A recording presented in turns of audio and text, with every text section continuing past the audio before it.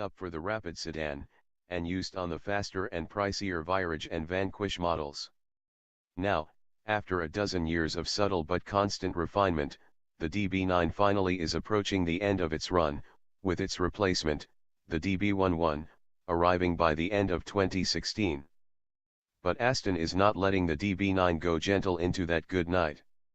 Henceforth, the car will be sold in DB9 GT form only, boasting a V12 with 30 more horsepower than before, for a total of 540, effectively splitting the difference between the outgoing DB9 and the 568 HP Vanquish.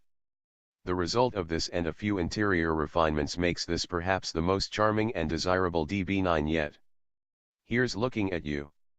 Honestly, regardless of how much power resided under its long hood, this car wouldn't have lasted this long if it weren't so damn pretty, and the GT's nominal exterior changes, new 20-inch wheels, standard carbon fiber accents, and GT badging, leave the DB9's enduring beauty unmarred. Last updated for 2013, the design is as lovely as ever, still able to elicit slack-jawed, pick-snapping reactions from fellow motorists and passers-by. Perhaps more than any car on sale today, the Aston Martin DB9 GT is ageless.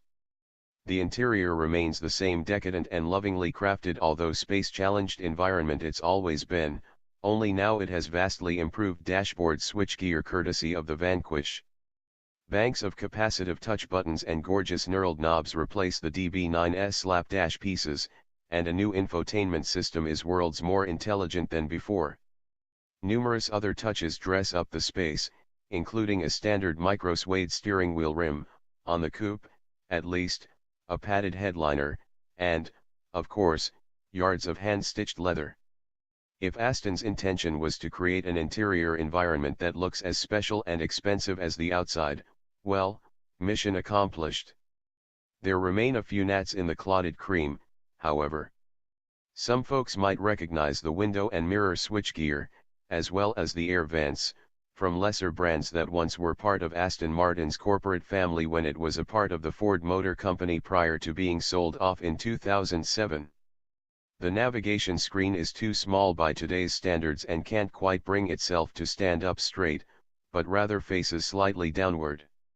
While Aston has perfected the seats in front, the +2 rear seats remain unfit for most humans, although they make lavish shelves for briefcases, purses, and petite canines, and the cup holders can grasp nothing girthier than a Starbucks tall. And we can't fathom that after all these years Aston has never set a junior designer to the task of redesigning the unsightly steering wheel hub.